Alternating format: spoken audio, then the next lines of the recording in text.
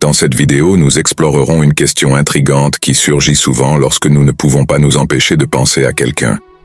Est-ce que cette personne pense également à nous?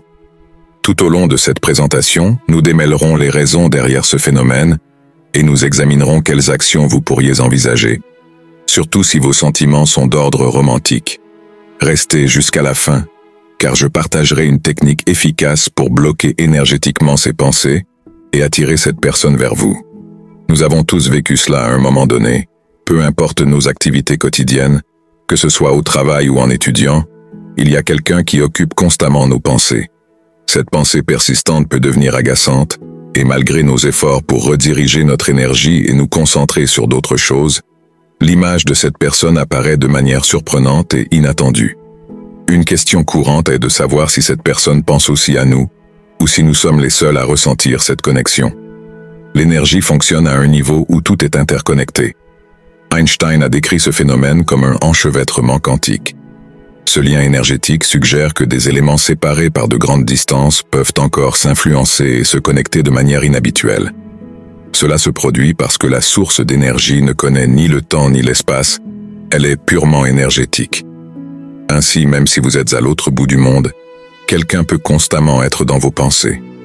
Cette personne peut être un ami, un collègue, ou quelqu'un pour qui vous éprouvez des sentiments amoureux. Ce n'est pas nécessairement une relation romantique. L'explication dans cette vidéo s'applique à toute situation où quelqu'un ne quitte pas vos pensées. Évidemment, la situation devient plus complexe et douloureuse dans le cadre d'une relation romantique, surtout s'il s'agit de quelqu'un avec qui vous n'êtes plus, ou quelqu'un avec qui vous voulez être, mais ne pouvez pas. Quand une personne occupe vos pensées de manière persistante, il est difficile de profiter de la journée et de réaliser vos activités sans vous sentir perturbé. Au début, il peut être agréable de penser à cette personne, mais lorsque l'obsession grandit, ces pensées deviennent gênantes.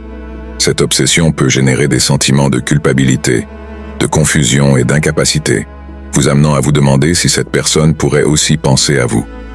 Réfléchissons un instant. Quelle part de vous-même pose cette question? Est-ce que cette personne pourrait aussi penser à moi? Ce doute vient de votre esprit, cet endroit qui se demande constamment si l'autre pense à vous ou si c'est seulement vous qui pensez à cette personne. Cependant, votre cœur ne se sent jamais seul. Il connaît déjà la réponse et ressent cette connexion vibratoire. Si vous dirigez votre attention vers votre cœur, vous comprendrez pourquoi cette personne occupe constamment vos pensées. La seule personne qui peut comprendre pourquoi quelqu'un est toujours dans vos pensées, c'est vous. Vous pourriez parcourir le monde à la recherche de réponses sur Internet, dans des livres ou en consultant des experts en psychologie, mais la véritable réponse se trouve en vous-même. Chaque situation est unique, et si vous vous demandez si cette personne pense aussi à vous, la réponse est oui. D'une certaine manière, vous êtes également dans ses pensées, bien que pas forcément avec la même intensité. Le motif varie selon les cas, et pour le découvrir, vous devez introspecter et consulter votre propre cœur. Si vous changez votre point de vue et canalisez votre énergie vers votre cœur, vous cesserez de vous inquiéter autant pour savoir si cette personne vous pense constamment. Vous sentirez cette connexion de manière plus naturelle. Il est possible d'aller au-delà du simple fait de penser à cette personne et de prendre une décision audacieuse pour établir un dialogue. Même si vous ne pouvez pas l'appeler directement ou la rencontrer physiquement, vous pouvez avoir cette conversation intérieurement. Puisque cette personne est constamment dans votre esprit et que son énergie est entrelacée avec la vôtre à un niveau profond, la profondeur de cette connexion varie selon chaque situation. Cependant, si vous sentez que vous êtes connecté, il est possible d'établir une communication à distance avec cette personne à travers la télépathie. Imaginez fermer les yeux, lui parler, exprimer vos désirs et questions, puis dans le silence, écoutez les réponses. Vous pouvez avoir une véritable conversation avec cette personne de manière non conventionnelle. Il est naturel de se demander si, en ayant cette conversation interne, l'autre personne peut entendre vos questions ou votre voix au niveau conscient. Bien sûr que non, elle n'aura pas l'impression d'entendre des voix d'un autre monde. Mais à un niveau vibratoire, il est possible qu'elle perçoive cette communication d'une certaine manière. Ce que vous discutez intérieurement avec cette personne peut souvent se manifester physiquement par la suite. Cela commence d'abord sur un plan énergétique, puis se reflète dans le monde physique. Souvent, nous nous demandons si l'autre personne pense également à nous, ce que nous devrions faire ou si nous sommes les seuls. Ces questions peuvent nous faire vibrer à une fréquence basse, ce qui est contre-productif, surtout si nous souhaitons une relation romantique avec cette personne. Cela s'explique par le fait que vous vous sentez accablé par l'énergie de l'autre personne et que vous croyez ne rien pouvoir y faire. Il est essentiel de reconnaître et de comprendre vos sentiments. Si vous pensez constamment à quelqu'un, il est probable que cette personne influence également cette dynamique. Cependant, vous avez le pouvoir de contrôler vos réactions, vos pensées et les actions que vous décidez de prendre face à cette situation. Commencez par aborder la situation d'un point de vue énergétique. Ne réagissez pas de manière impulsive en pensant « Arrête de penser à moi, tu me rends fou, je ne peux pas me concentrer ». Au lieu de cela, apprenez à gérer votre énergie. Souvenez-vous que nous sommes tous interconnectés. Il existe un phénomène connu sous le nom d'enchevêtrement quantique ou action à distance, comme l'a décrit Einstein. Cela a un impact direct non seulement sur vos pensées, mais aussi sur vos émotions. Bien souvent, nous ne faisons pas que penser constamment à quelqu'un d'autre, nous pouvons également ressentir leurs émotions comme si elles étaient les nôtres, ce qui peut provoquer de la confusion. Alors, comment savoir si les pensées de quelqu'un d'autre influencent ce que vous ressentez? Lorsque vous êtes vraiment connecté à quelqu'un, il est possible de ressentir les émotions de cette personne, et vous pourriez croire qu'elles vous appartiennent, mais en réalité, elles peuvent être les siennes. Que faire dans ce cas? Il est essentiel d'élever votre fréquence vibratoire. Souvenez-vous que plus vous êtes perturbé par ces pensées constantes d'une personne dans votre esprit, plus vous vous sentirez mal et plus votre vibration diminuera. Si vous souhaitez avoir une relation amoureuse avec cette personne ou renouer avec une ancienne relation, maintenir une faible vibration ne vous aidera pas à atteindre ce que vous désirez. Il est donc important d'augmenter votre fréquence vibratoire. Si vous concentrez votre énergie dans votre cœur, restez fort dans votre propre énergie et affirmez-vous dans ce que vous êtes. Focaliser votre attention sur votre cœur est crucial. Vous saurez que vous y êtes parvenu si vous ressentez un bonheur authentique couler dans tout votre corps. Si vous ne ressentez pas ce bonheur, cela signifie que vous n'avez pas complètement concentré votre attention là. Continuez à essayer jusqu'à ressentir ce bonheur, bloquant ainsi les sentiments que cette personne pourrait vous envoyer télépathiquement. Lorsque vous ressentirez ce bonheur, l'énergie de cette personne ne sera plus oppressante pour vous. Avant de passer à l'étape finale qui est la technique pour influencer l'esprit de quelqu'un, récapitulons quelques aspects clés à considérer. Si vous pensez constamment à quelqu'un de manière obsessive, il est très probable que cette personne pense également à vous. Parfois, vous pourriez ressentir des changements d'humeur, comme de la joie ou de la tristesse sans raison apparente. Cela se produit parce que les pensées et les émotions de cette personne vous influencent, abaissant votre vibration. Pour gérer cette situation et avoir un effet sur l'esprit de cette personne à distance, il est essentiel de réaliser une conversation intérieure pour vous apaiser et rétablir votre équilibre émotionnel. Une autre stratégie pour maîtriser la situation consiste à vous concentrer sur vos émotions jusqu'à atteindre un état de bonheur. Cela augmentera votre vibration et vous aidera à bloquer toute influence négative qui pourrait affecter votre bien-être. Il est essentiel de prendre le contrôle de la situation et de ne pas permettre à cette personne de vous influencer. Je vous présente une technique rapide que vous pouvez appliquer lorsque vous sentez que quelqu'un vous obsède et affecte votre vie quotidienne. Cette technique ne vise pas à éloigner la personne ni à l'oublier, mais à contrôler la situation et à faire que cette personne agisse comme vous le souhaitez. Chaque fois que vous sentez que cette personne envahit vos pensées et vous empêche de vous concentrer, fermez les yeux et respirez profondément. Visualisez que vous regardez vos mains et imaginez une lumière bleue émanant d'elles. Cette lumière enveloppe lentement vos doigts, vos paumes et vos poignets. Ensuite, passez vos mains énergisées autour de votre tête, la couvrant avec cette lumière bleue, comme si c'était un bouclier protecteur. Continuez en plaçant vos mains sur votre poitrine, près de votre cœur, en créant un bouclier vibratoire. Concluez en affirmant mentalement « C'est moi qui commande, c'est moi qui contrôle la situation ». Même si vous continuez à penser à cette personne, vous sentirez qu'elle n'aura plus le même pouvoir sur vous. Ce processus fermera votre énergie aux pensées constantes, et ce qui est le plus surprenant, c'est que cette personne sera poussée à chercher à entrer en contact avec vous.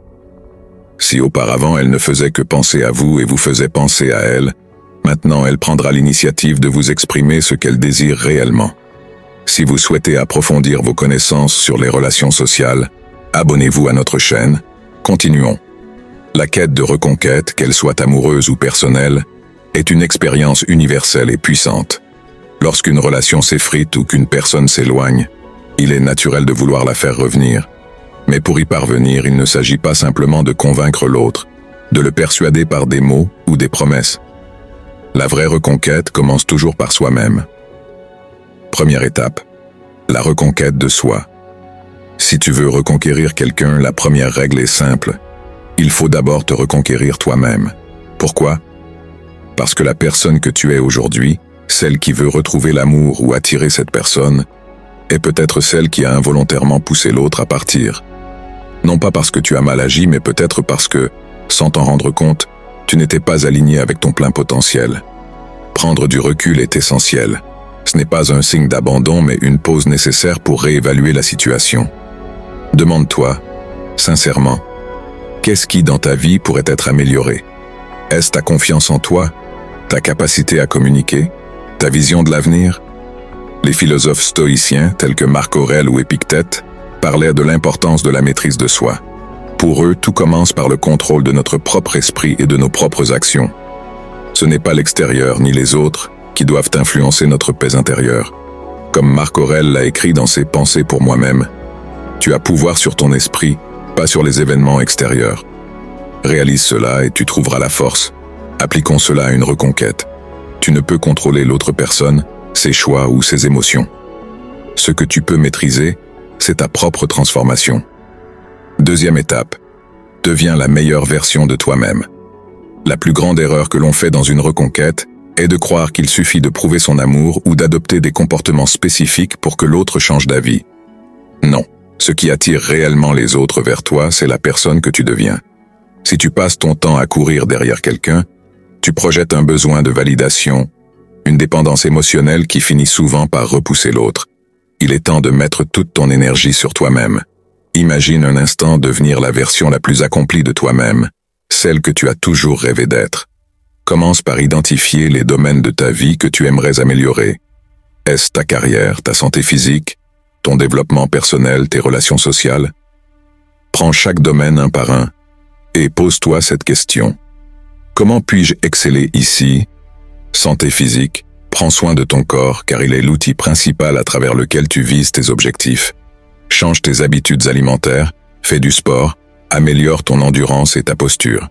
Cela ne te rendra pas seulement plus attractif aux yeux des autres, mais te donnera aussi confiance en toi, carrière et projets personnels. Où en es-tu professionnellement? Est-ce que tu fais ce que tu aimes? Travailles-tu pour devenir le meilleur dans ton domaine? Quand tu es passionné et investi dans tes projets, tu deviens irrésistible parce que tu rayonnes d'une énergie de conquête, de détermination, développement spirituel et émotionnel. Ici, le travail est plus subtil, mais tout aussi crucial. Travaille sur ta gestion des émotions. Apprends à méditer, à rester calme dans les moments difficiles, à ne pas être dépendant des autres pour ton bonheur. Là encore, les stoïciens nous enseignent une leçon précieuse. Ce n'est pas ce qui t'arrive, mais la manière dont tu y réagis qui compte. Épictète. La paix intérieure que tu cultives à travers cette maîtrise se verra et se ressentira par les autres. En t'améliorant dans ces domaines, tu enverras un message clair à la personne que tu veux reconquérir. Tu es une personne en croissance, en pleine transformation, et tu n'es plus celui ou celle que tu étais hier. Ce changement profond va susciter chez l'autre une réflexion nouvelle. Peut-être que cette personne mérite une deuxième chance. Troisième étape, accepter l'issue, même si ce n'est pas celle que tu souhaites. Voici une vérité dure à accepter, mais fondamentale. Il est possible que, malgré tous tes efforts, cette personne ne revienne pas, et c'est là que la vraie sagesse entre en jeu. Car la reconquête de l'autre n'est pas toujours l'issue qui te rendra le plus heureux. Parfois, le fait que quelqu'un ne revienne pas est la meilleure chose qui puisse t'arriver. Cela peut te sembler paradoxal, mais en devenant la meilleure version de toi-même, tu ouvriras de nouvelles portes. Peut-être que cette personne ne te correspondait pas vraiment, ou que le lien n'était plus aligné avec ta nouvelle énergie. Et c'est là que tu dois apprendre à lâcher prise. Les stoïciens appelaient cela l'amor fati, l'amour du destin. C'est l'acceptation totale et sereine de ce qui est, sans résistance, Quand tu acceptes pleinement que certaines choses ne sont pas sous ton contrôle, comme les sentiments de l'autre, tu atteins un nouveau niveau de liberté émotionnelle. Tu ne t'accroches plus à ce que tu ne peux pas changer, et tu te concentres sur ce que tu peux améliorer, toi-même. Une anecdote célèbre est celle de l'empereur Marc Aurèle, qui malgré son immense pouvoir, vivait dans la discipline et l'acceptation du destin. Confronté à la maladie, aux trahisons et aux guerres, il répétait souvent « Ce qui t'arrive est ce que tu es capable de porter. Aime tout ce qui t'arrive, car tout est là pour te rendre meilleur. » Quatrième étape, attire l'amour et le succès à travers ton potentiel accompli. Lorsque tu atteindras cette version améliorée de toi-même, tout ce que tu désires commencera à venir vers toi naturellement. Tu n'auras plus besoin de courir après les autres ou de te battre pour obtenir leur validation. En effet, la confiance en toi, l'équilibre émotionnel et la clarté dans tes projets attireront à toi des opportunités, des relations et peut-être même cet amour que tu cherchais au départ. L'univers fonctionne souvent ainsi, quand tu te concentres sur ton propre chemin, quand tu vis selon tes valeurs et tes aspirations, tout ce dont tu as besoin te trouve. Les personnes alignées avec ton énergie positive, avec ta force intérieure, graviteront autour de toi, car elles sentiront cette aura de détermination, de paix et de force. Socrate, dans son approche philosophique, croyait que la quête du bonheur passait par la connaissance de soi et la vertu. De même, lorsque tu vis selon ta propre vérité, sans dépendre de l'amour ou de l'approbation de quelqu'un d'autre, tu deviens magnétique. C'est cette autonomie émotionnelle qui attire non seulement les autres, mais aussi la vie que tu mérites. Conclusion. La reconquête n'est que le début finalement. Que tu réussisses ou non à reconquérir cette personne, tu ressortiras toujours gagnant. En devenant la meilleure version de toi-même, tu non seulement t'élèveras, mais tu élèveras aussi les gens qui t'entourent. Et qui sait, peut-être que la personne que tu souhaitais reconquérir te rejoindra, admirative de ton évolution. Mais même si cela ne se produit pas, tu réaliseras que tu n'as rien perdu. Au contraire, tu auras tout gagné. Toi-même, ta force et ton avenir. Alors commence dès aujourd'hui à travailler sur toi. Chaque jour est une nouvelle opportunité de te rapprocher de ton plein potentiel. Fixe-toi des objectifs ambitieux, avance pas à pas, et rappelle-toi toujours cette phrase d'Épictète. Le bonheur et la liberté commencent par une claire compréhension d'une simple règle. Certaines choses sont sous notre contrôle, d'autres ne le sont pas. En atteignant ce potentiel, tu attireras l'amour et le succès dans ta vie d'une manière qui te paraîtra presque magique, car tu seras aligné avec l'énergie que tu aimais. Tu seras devenu non pas seulement la personne que tu souhaites être, mais celle que l'univers a toujours voulu que tu deviennes. Le pouvoir du lâcher-prise, la véritable reconquête. Ce qui fait la différence entre une tentative désespérée de reconquête et une transformation puissante et irrésistible, c'est l'art du lâcher-prise. Cela ne signifie pas abandonner, mais redéfinir ta quête, redéfinir la manière dont tu vois non seulement cette personne, mais aussi toi-même et ce que tu attends de la vie. Le lâcher-prise est l'ultime maîtrise. C'est ce qui te permet de regagner un pouvoir que tu ignorais peut-être avoir perdu. Le pouvoir sur toi-même. Première clé. Cesser de poursuivre et commencer à attirer.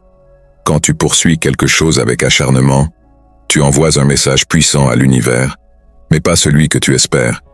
Ce que tu communiques est souvent basé sur le manque. Je ne peux pas être heureux sans cette personne. Je ne me sens pas complet sans elle. Ce type de pensée met en avant une dépendance émotionnelle qui finit par repousser ce que tu souhaites attirer. Le lâcher-prise change tout cela.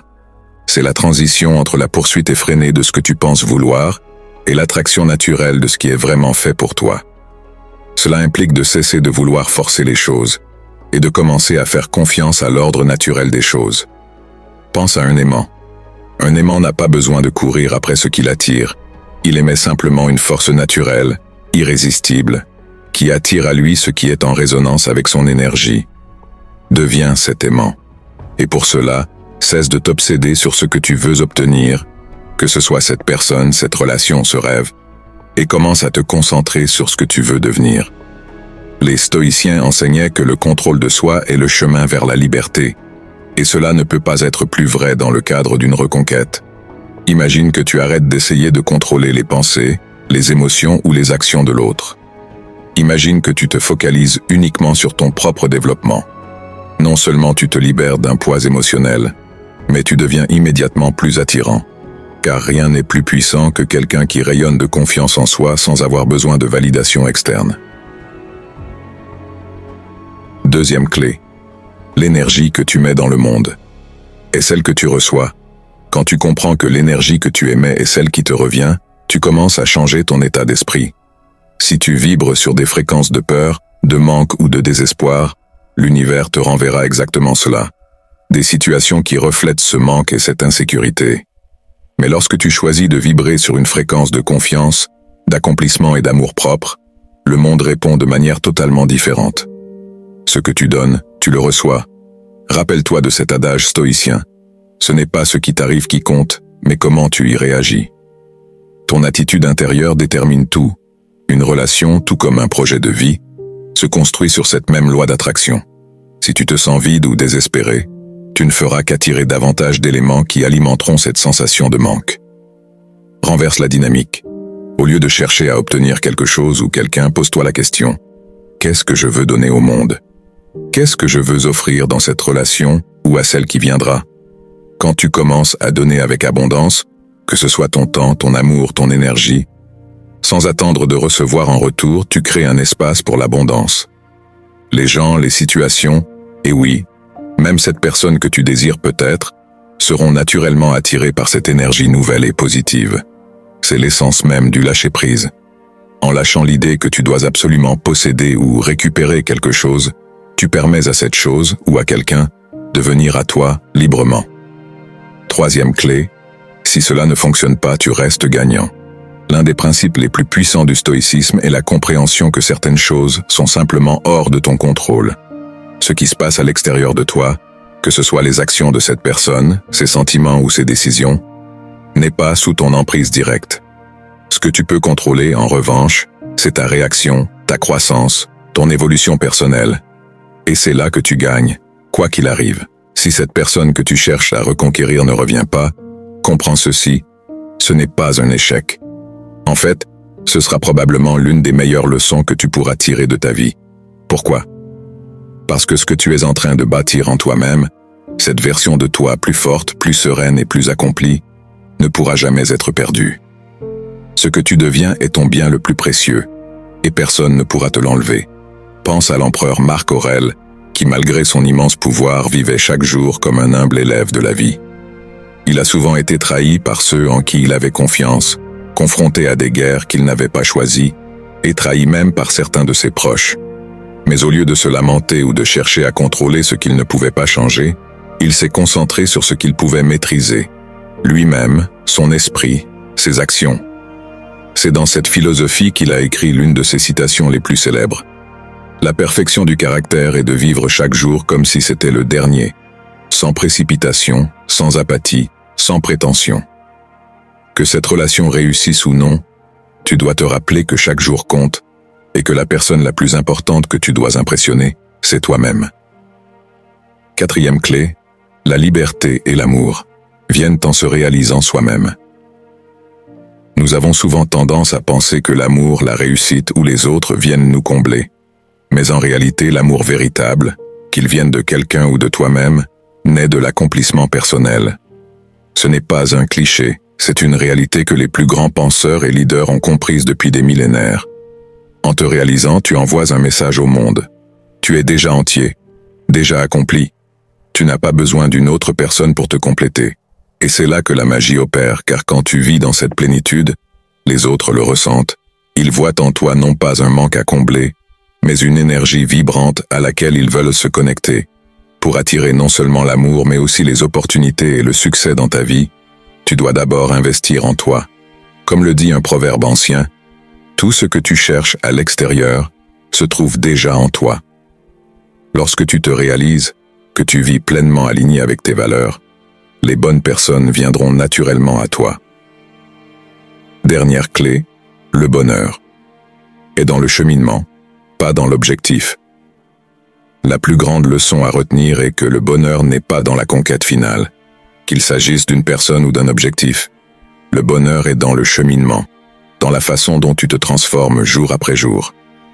Ce que tu souhaites tant aujourd'hui, cette personne, Cette relation, ce projet n'est qu'un élément du voyage. C'est le voyage lui-même qui te transforme. Quand tu choisis de marcher sur ce chemin avec confiance, résilience et détermination, tu deviens non seulement quelqu'un de plus fort, mais aussi quelqu'un de plus libre. Et c'est dans cette liberté que tu trouveras non seulement l'amour, mais la paix intérieure. Cette paix qui te permettra de traverser toutes les tempêtes avec sérénité. Alors, la prochaine fois que tu te demandes comment reconquérir quelqu'un, pense d'abord à ceci. Comment te reconquérir toi-même? Parce que la véritable victoire, celle qui comptera vraiment, c'est celle de devenir la personne que tu es destiné à être.